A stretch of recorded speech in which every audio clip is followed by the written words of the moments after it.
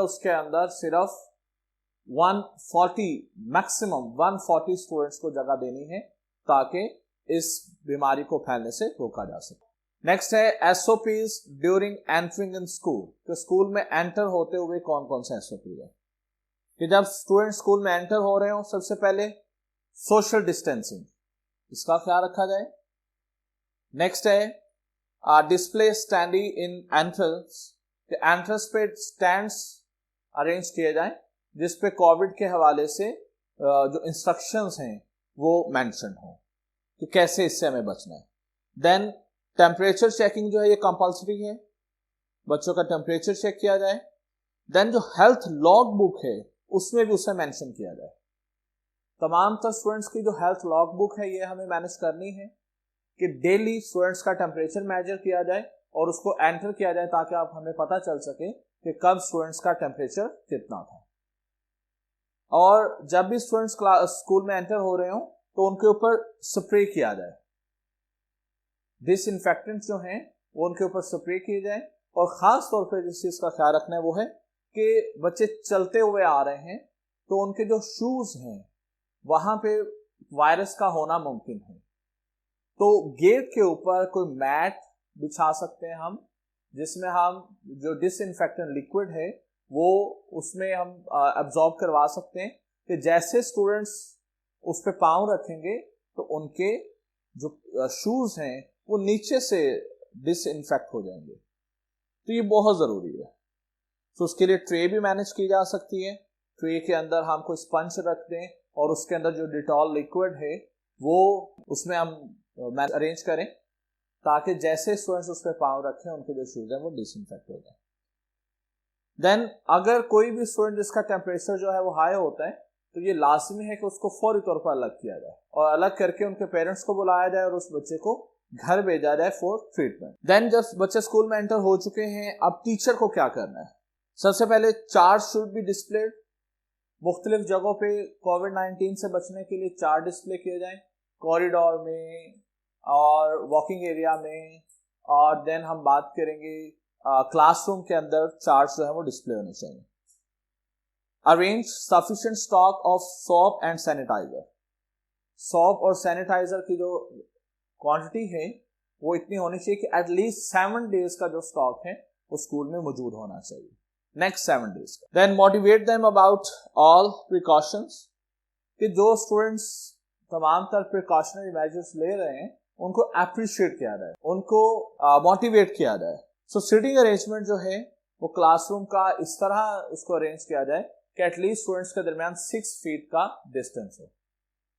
और ये sitting arrangement हमें ना सिर्फ क्लास में बल्कि स्टाफ रूम में भी इसका ख्याल रखना चाहिए। नेक्स्ट है जो किड्स हैं, छोटे बच्चे हैं, इनको टॉयज बिल्कुल ना दिए जाएं क्लासरूम में खेलने के लिए, क्योंकि इससे भी कोरोना के फैलाव को बढ़ सकता है।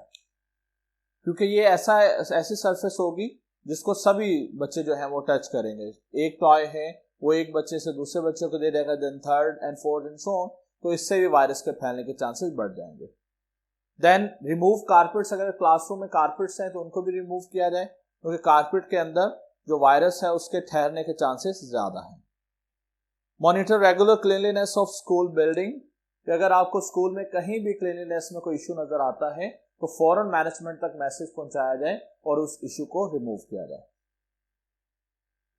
देन है the SOPs in classroom. Don't touch shared surface, like ऐसा टेबल है, टीचर का टेबल है, इसको ना टच किया जाए। तो ऐसी सरफेस को, जैसे कि दरवाजे हैं, दरवाजों के जो नॉब्स हैं इनको ना टच किया जाए, तो ऐसी सरफेस को टच नहीं करना चाहिए। देन हर वक्त मास्क पहन के रखना होगा और किसी भी तरह की जो अगर सिम्टम शो होती हैं तो इट्स नेसेसरी कि उस स्टूडेंट को बाकी तमाम तर बच्चों से अलग कर दिया जाए। और in case of coughing and sneezing, students को क्या करना है? स्टूडेंट्स को टिश्यू का इस्तेमाल करना है या हैंकरचीफ का, और अगर ये दोनों चीजें अवेलेबल नहीं हैं तो आर्म फोल्ड, कोहनी को इस तरह मोड़ के अपने फेस पे रखना है कि उसके जो आप ड्रॉपलेट्स जो हैं वो हवा में नहीं फैले। सो डोंट एक्सचेंज और share any stuff like lunch and stationeries. Stationery और लंच शेयर करना बिल्कुल भी अलाउ नहीं होगा क्लासरूम में। Then sanitiser should be available in classroom. Classroom के एंट्रेंस के साथ ही, बिल्कुल एंटर होते ही सैनिटाइजर मौजूद होना चाहिए ताकि स्टूडेंट्स अपने हैंड्स को सैनिटाइज करके क्लास में दाखिल हो। And don't shake hands. And ventilation का बहुत ज्यादा ख्याल रखना चाहिए। So SOPs for washing area, students toilet जाते हैं, देन बेसिन पे जाते हैं हैंड्स को वॉश करने के लिए, तो उसमें क्या उस वक्त क्या एसओपीज फॉलो करने हैं। First one is wash hand for 40 second with shop. अगर सोप है और सोप से हाथ धो रहे हैं सो इसके लिए एटलीस्ट 40 सेकंड्स तक साबुन से हाथ को धोया जाए। और अगर कोई सैनिटाइजर है तो 20 सेकंड्स तक उसको रब किया जाए अपने हैंड्स पे। So liquid soap is preferable for kids. Kids के लिए बेहतर है कि सोप की बजाय लिक्विड सोप जो है किड्स के लिए, अर्ली एज के जो स्टूडेंट्स हैं उनके लिए लिक्विड सोप को ज्यादा प्रेफर किया जाएगा। सो क्योंकि बार बार हाथ धोने बच्चों को, इसलिए बेसन्स की तादाद को भी बढ़ाया जाए और किसी ना किसी स्टाफ मेंबर की, किसी स्टूडेंट की, किसी टीचर की ये ड्यूटी होगी वॉशिंग एरिया में कि ताकि वो मॉनिटर कर सकें कि स्टूडेंट्स सही से एसओपीज फॉलो कर रहे हैं। एंड देन जो टॉल है, कोई ऐसा टॉल अरेंज ना किया जाए जिसको सभी यूज कर रहे हैं। अगर टॉल की बजाय प्रेफर किया जाएगा कि टिश्यू पेपर यूज किए जाएं जो हैंड्स हैं उनको ड्राई करने के लिए, या हैंकरचीफ का इस्तेमाल किया जाए, टॉल का जो है वो इस्तेमाल नहीं होना चाहिए। तो SOPs during of time, again जैसे हमें एंट्रेंस के वक्त भी 6 फीट का डिस्टेंस रखना है तो इसी तरह हमें एग्जिट के टाइम पे भी, ऑफ टाइम पे भी हमें 6 फीट का डिस्टेंस इसको मेंटेन करें। ऑफ टाइम पे ड्यूटीज दी जाएं स्टूडेंट्स को as a volunteer. Students volunteer कर सकते हैं इसमें, मॉनिटर्स की हम हेल्प ले सकते हैं और टीचर खुद भी इस चीज का ख्याल रखें ताकि देखा जा सके कि स्टूडेंट एसओपीज को फॉलो कर रहे हैं या नहीं। अगर तादाद बहुत ज्यादा है स्कूल के अंदर तो डिफरेंट क्लासेस का जो ऑफ टाइम है उसमें डिफरेंस भी रखा जा सकता है। सपोज अगर 1:30 पे क्लास 1 को ऑफ किया जा रहा है तो 1:35 पे क्लास 2, 1:40 पे क्लास 3, ताकि एक ही वक्त में अगर सभी स्टूडेंट्स आएंगे तो रश हो जाएगा। तो क्राउड को मिनिमाइज करने के लिए डिफरेंट टाइमिंग पे हम डिफरेंट स्टूडेंट्स को स्कूल से बाहर भेज सकते हैं। देन मूव इन लाइन, तमाम तरफ जो स्टूडेंट्स हैं उनको लाइन में मूव करना है और कोशिश करें अगर मुमकिन हो तो मल्टीपल गेट्स का भी इस्तेमाल किया जा सकता है। कुछ बच्चों को अगर एक गेट से बाहर भेजा जा रहा है तो कुछ बच्चों को दूसरे गेट के जरिए, इससे भी क्राउड को मिनिमाइज किया जा सकता है। And students should not shake hand और हग अदर स्टूडेंट्स। तो स्टूडेंट्स को ना तो अपने फेलो से हाथ मिलाने हैं ना गले मिलना चाहिए। दूर दूर से हम उन्हें गुड बाय और वेलकम कह सकते हैं। So SOPs for parents, home time, कि जो घर में जब बच्चे होते हैं, जब वो घर से बाहर निकलने जा रहे होते हैं या घर में वापस आ रहे होते हैं, उस वक्त उन्हें क्या करना है, कौन सा एसओपी जो फॉलो करने हैं। On reaching back to home, सबसे पहले क्या करना है, घर पहुंचते ही सबसे पहले हैंड वॉश करें। उसके बाद अगर मुमकिन हो कोशिश करें, ज्यादा बेहतर है कि नहाया जाए।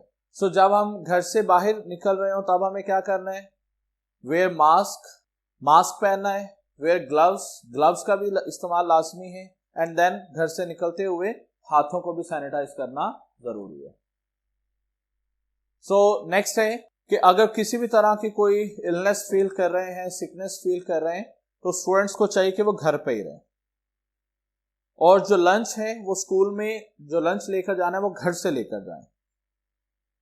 और जो ड्रिंकिंग कप है, ग्लास है, वो भी सेपरेट होना चाहिए, वो भी एक स्टूडेंट दूसरे स्टूडेंट से शेयर नहीं करेगा। और पेरेंट्स को चाहिए कि वो अपने बच्चों को खुद स्कूल से पिक करें और ड्रॉप करें। और अगर ऐसा बिल्कुल भी मुमकिन नहीं है तो जो ट्रांसपोर्ट व्हीकल यूज की जा रही है, एक तो उसकी कैपेसिटी के मुताबिक हमें 50% जो है वो तादाद को रिड्यूस करना है।